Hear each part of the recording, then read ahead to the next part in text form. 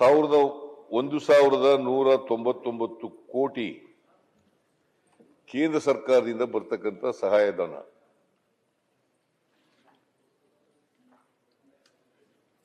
ಇದು ಕೇಂದ್ರ ಸರ್ಕಾರದಿಂದ ಬರ್ತಕ್ಕಂಥದ್ದು 1,199.94 ಕೋಟಿ.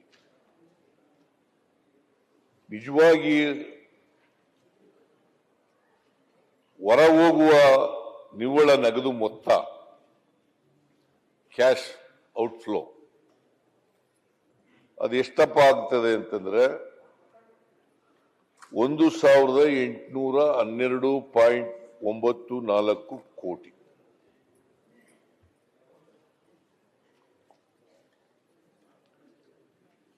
ಸೊ ಈ ಕೆಳಕಂಡ ಬಾಬುಗಳಿಗೆ ನಾವು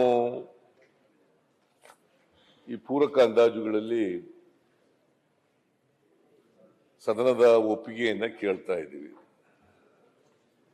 ಇದು ಹೇಗೆ ಭರಿಸ್ತೀರಿ ನೀವು ಇಷ್ಟೊಂದು ಹಣನ ಅಂತಕ್ಕಂಥ ಪ್ರಶ್ನೆಯನ್ನ ಸ್ವಾಭಾವಿಕವಾಗಿ ಕೇಳಬಹುದು.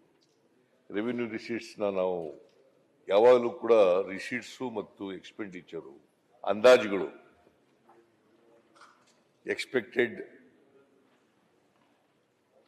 ರೆವಿನ್ಯೂ ರಿಸೀಟ್ಸ್, ಎಕ್ಸ್ಪೆಕ್ಟೆಡ್ ಎಕ್ಸ್ಪೆಂಡಿಚರ್ ಅಂತ ಹೇಳ್ತೀವಿ ಬಜೆಟ್ನಲ್ಲಿ.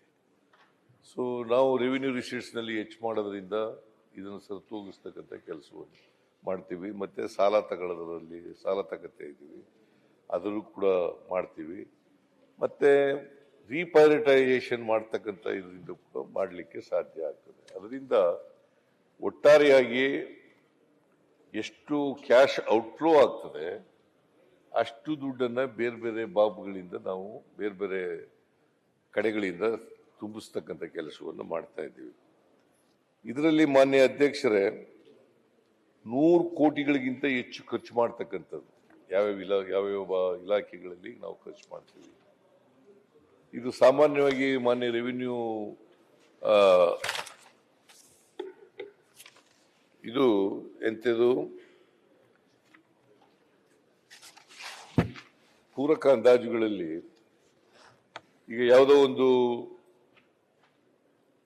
ಇಲಾಖೆಗೆ ದುಡ್ಡು ಇಟ್ಟಿರ್ತೀವಿ, ಅದು ಸಾಲದೆ ಹೋಗ್ಬೋದು ಅಥವಾ ಹೊಸ ಸೇವೆಗಳು ಬರಬಹುದು.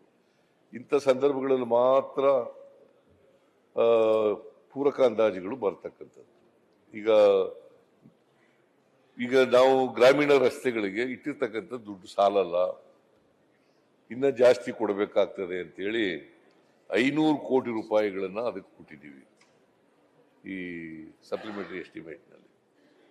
ಪೆರಿಫೆರಲ್ ರಿಂಗ್ ರೋಡ್ಗೆ 456 ಕೋಟಿ ರೂಪಾಯಿ ಕೊಡ್ತಾ ಇದ್ದೀವಿ. ವಿದ್ಯುತ್ ಶಕ್ತಿ ಬಾಕಿ, ಗ್ರಾಮ ಪಂಚಾಯಿತಿಗಳಿಗೆ ವಿದ್ಯುತ್ ಶಕ್ತಿ ಬಾಕಿ ಕೊಡಬೇಕಾಗಿರ್ತಕ್ಕಂಥ ದುಡ್ಡು ಅದರದ್ದು ಸುಮಾರು 4